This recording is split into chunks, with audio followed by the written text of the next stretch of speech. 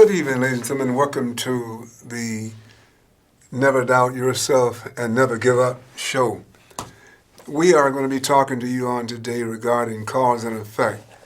And I want you to call somebody and let them know that we're on the air because we're going to be talking about this subject. And we want you to get a pencil and paper if you can, if you have one, and take a few notes down on today. My name is Joe Pace III. I'm the director of the Coltrane Conservatory of the Arts Music School, and we teach there all kinds of instruments, trumpet, drums, guitar, as well as drums. But again, we have this show, and this show comes under that school. It's about life and how we develop in life using our mind and all of those factors that have been given to us when we came into this world. And so as a music school, though, we do teach all those instruments, and those of you who are interested in learning to play the trumpet, our saxophone instructor is out now and has been out for a little while. But the trumpet, drums, piano, and guitar are what we are teaching at this particular time. Now, I want you to be aware that we are getting ready to move the school.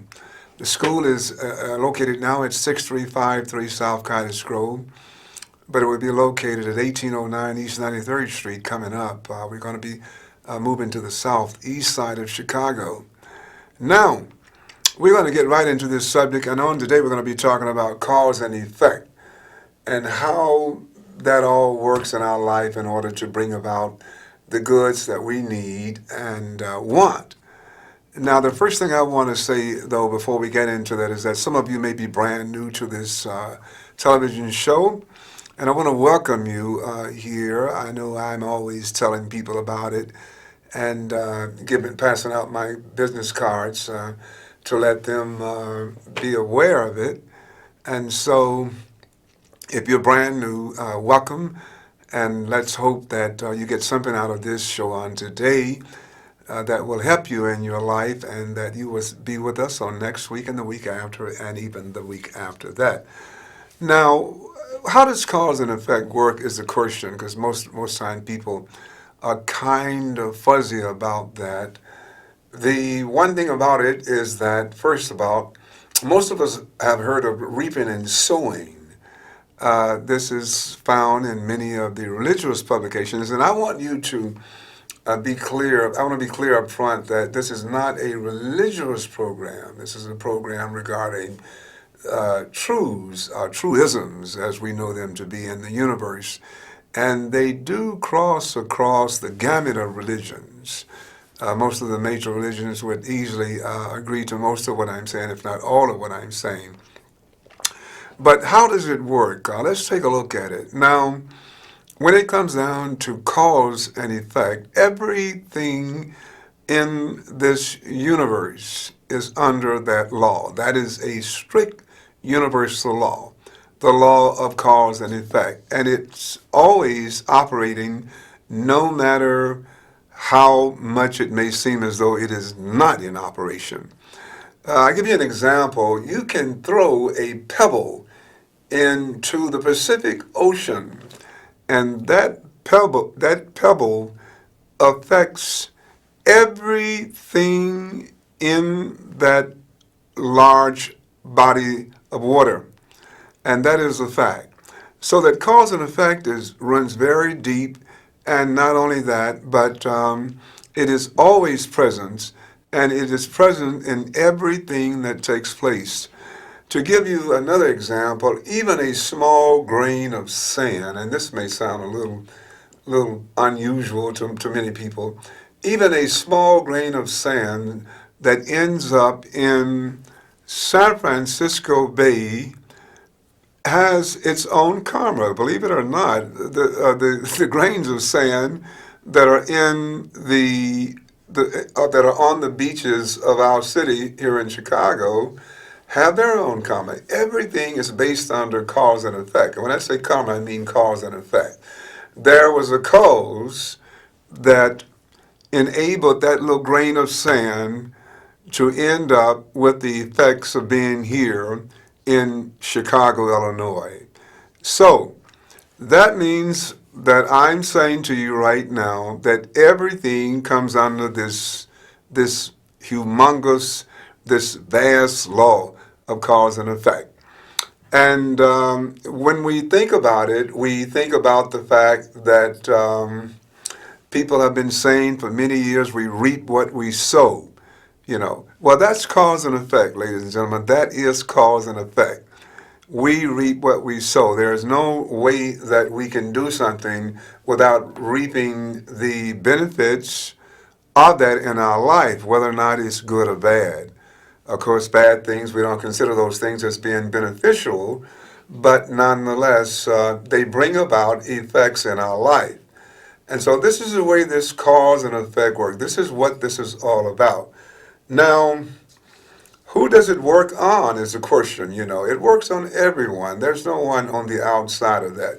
No matter whether or not we believe in it or not, it's working, and it's working all of the time. Somebody said that we don't have to, if we went to the tallest tree around and we took a leap out of that tree, which wouldn't be very wise, please don't try that.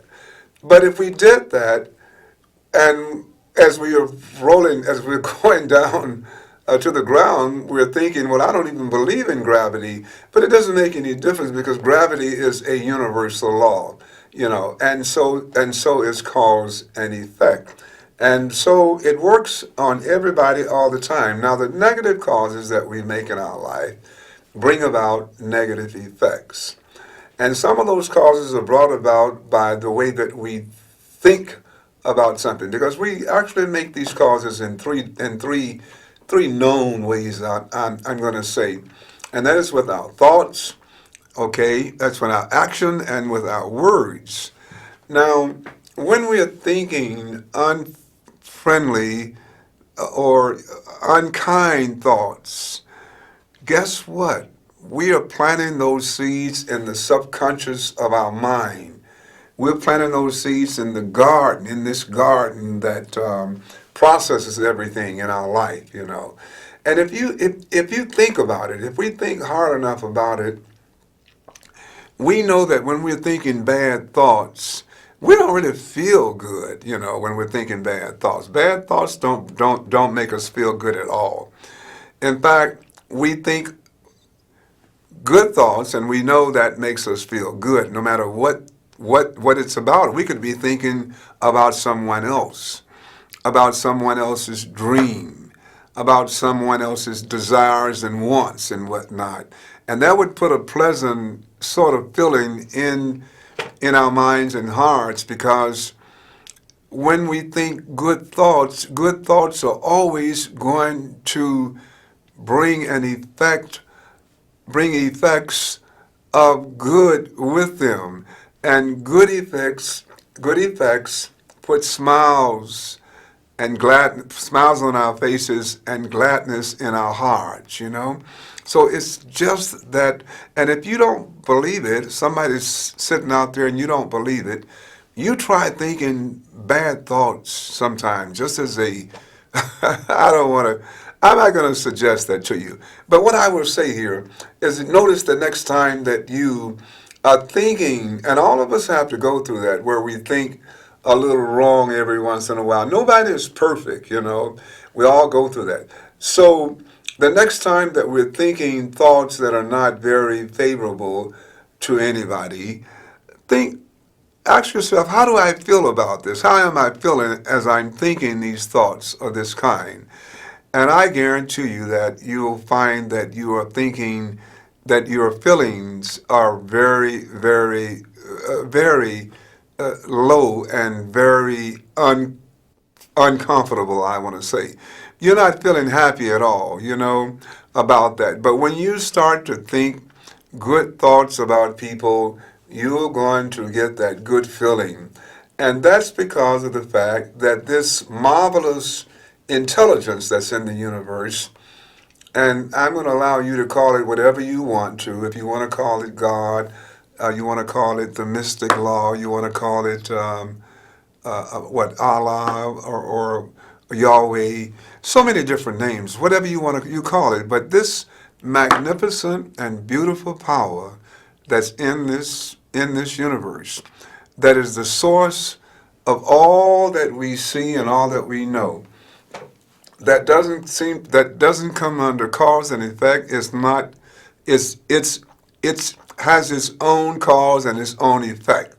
It's not governed by either or just is, just as magnificently appeared, and that has no beginning and no ending.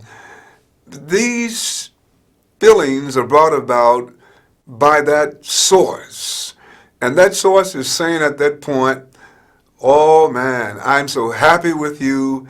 And because I'm so happy with you, you are now so happy with yourself.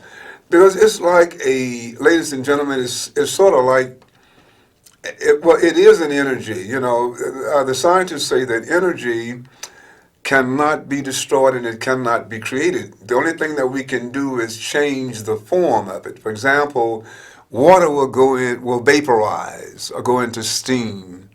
And then, of course, it can also go into the atmosphere, which is etheric, so to speak, because right now the oxygen that we're breathing is part water.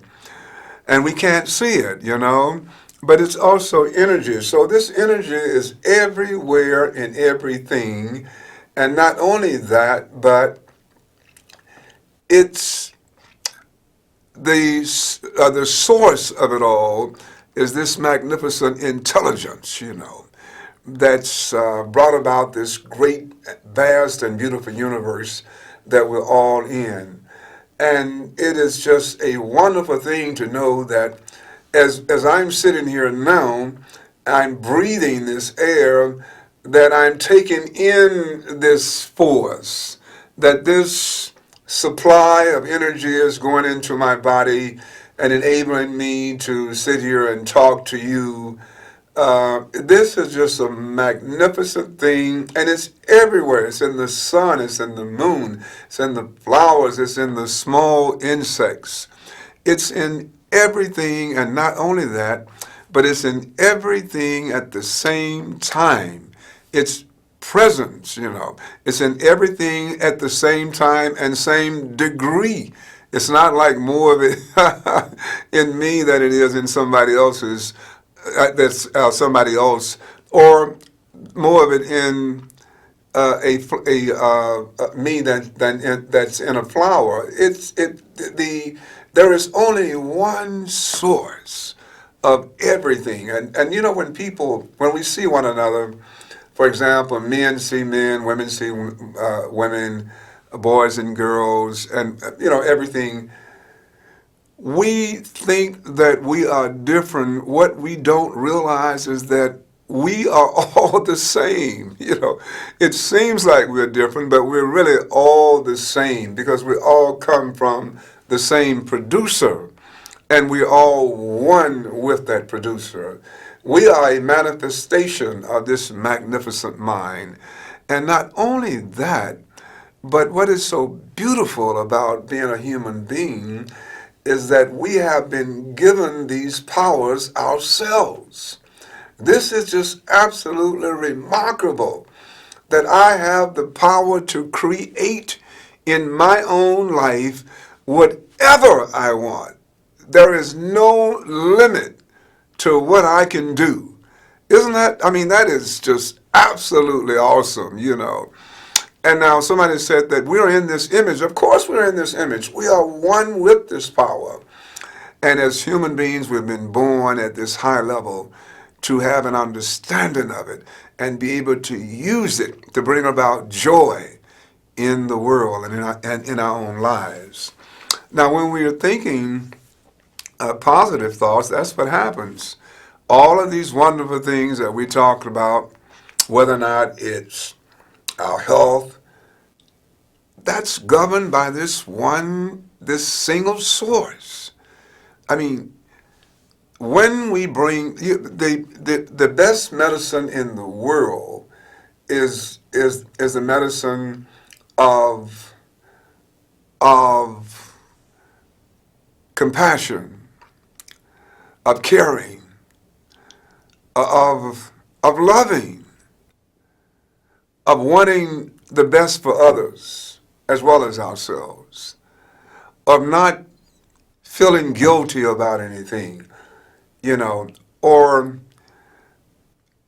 not holding grudges against people, no matter what they have done. And some people have done some things that are really, really bad. Don't get me wrong, I understand that. But the best medicine in the whole world is, one of the best medicines is forgiveness. Another, as I said, compassion is a medicine. These are the ways in which that we heal our bodies, I mean, let's not set aside medical science. They do great jobs. And guess what? Even the doctors and medical science, all of that has been gifted by this intelligent mind, this supreme mind. Because all intelligence comes from this mind. It's not like we can get some intelligence from somewhere else, in another world or from some other source. All intelligence comes from this one mind. I don't care if we're sending people to the moon. We understand the mathematics that will do that and the engineering. That all comes from this single source because it's all based on the principles of this single source. This single source is intelligence, supreme intelligence, And when we humble ourselves and we study hard and we put our mind to something, we set goals, and we don't deviate one bit from accomplishing these goals. That's what this single source of intelligence loves, because now it can go to work. And that's what I'm saying, because we got somebody that I can work through, This intelligence has something and somebody that it can work through, And my guess is that nothing makes it more joyous and happy than that. Because now it sees itself being manifested through its creation. And I can't think of anything. We think we love our children, and we do, and our brothers and sisters and our relatives, all of our relatives, and we do. But I can imagine how joyous it must be for this single source of all life to be able to express itself through those of us on this earth. Because we've been given that power, you see. We have been given that power to do so. But what's happening is most of us don't know that. We don't know that when we are complaining about something having to do with our health and whatnot, that we're actually sowing a seed in our subconscious mind for more of those bad things to happen. Instead of us proclaiming and declaring health, which is our rightful state of being, instead of us declaring that, when we declare that, we're actually planting a seed in our subconscious mind for that to materialize in our world. When we declare that. When we don't declare that, when we are fearful, we are afraid of what's going to happen to us, we are actually attracting to us those things that we are afraid of. Because fear is actually a sin. Now, I know that might sound like strange to somebody. So what's this man talking about?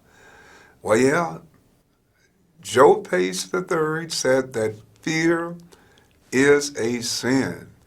And I remember, you remember reading, hearing Franklin Roosevelt on television sometime after the Great Depression. I believe it was in the 30s that he said this, that all we have to fear is fear itself. And that is so profound because we do need to fear that fear. Don't allow anything to put you in fear, because once you go into fear, you're actually enabling that thing to function. And you don't want that. So always know that there's something greater in our life that's going to deal with anything and everything. And I don't care what it might be. I don't care if it has to do with health, has to do with relationships, has to do with finances. Always have confidence and never doubt that things are going to go just right. Always believe that things are in order, you know. And listen, when we think like this, things don't always go. Now, things, for the most part, will go right for us. But sometimes things go in another direction. Don't stop believing and start doubting at that point. Because oftentimes, that's what we have to go through in order to get to where we want to be. These are temporary defeats or setbacks. And we don't want to get to that blockade, and suddenly the fear emerges again. And we retreat. Because what we're doing then is we are assuring ourselves of defeat. The only way that we're going to be able to succeed and triumph in our life is by never, ever doubting this magnificent power that we've been given to create the causes and the effects in our own life. We are the creators of that, but we must master this mind. We must guard our conscious mind against those things that we know are going to poison our gardens, poison the things in our life, you know. We must guard against that. In addition to that, we must also recognize that when we allow things to come into our minds that are harmful for others, bitterness, strife, unforgiveness, all of these things are creating problems in our life because these thoughts represent things. Someone said that thoughts are things, and they are things because everything that we know of on this earth started with a thought. Everything. I don't care what it is. I don't care what it is. It could be a locomotive train. It could be the vaccine for some sort of problem that we have with our health. But everything starts with a thought. And a thought is like energy, ladies and gentlemen. Thoughts are energy. And every thought, every kind of energy is trying to move itself into some sort of realization, some sort of solid form. Everything in this world that we think about starts the moment that the thought comes to our mind to move itself toward the solid manifestation of whatever it is. And it could be money. Money has to first grow in our minds. It has to be a mindset before it can ever become this paper that we know. But the paper, guess what? The paper is really not the money. The money is in the mind. That's where the money comes from. And because the money is in the mind, we must first plant those seeds in the mind. When we do that, and then we put our plans together, which of course nothing falls out of the sky. When we do that, we put our plans together, then the money begins to grow like it's on trees. We first must put in our mind that we are this prosperous person. We first must understand that if I don't think that way, I'm never going to be a wealthy individual. But if I'm thinking like that, eventually a plan will be given to me that will enable me, and I must act on that plan. I must take action on that plan. And if that plan is not working, I have to scrap that plan and I have to get another plan that will work. Because life is like that. We run into these stumbling blocks, but we cannot allow those stumbling blocks to stop us. We must keep going by whatever means necessary. In addition to that, once we get these plans, we put them into action, and we must be like Henry Ford or Edison or the Wright brothers, who refused to quit. No matter how many defeats they had, they kept going. This is the only way that we can manifest and make this enormous power work in our life. So we can never doubt ourselves, and we must be understanding that everything is based on cause and effect. If it's not in our life, it has nothing to do with someone else. No one else has anything to do with the effects in our life except us. And that is a fact. Ladies and gentlemen, I want to thank you for tuning in. We'll see you on next week right here. And those of you who are with us for the first time, thank you for showing up also. And we look forward to seeing everybody on next week, in which we'll pick up this subject once again. I hope you learned something. We'll see you next time.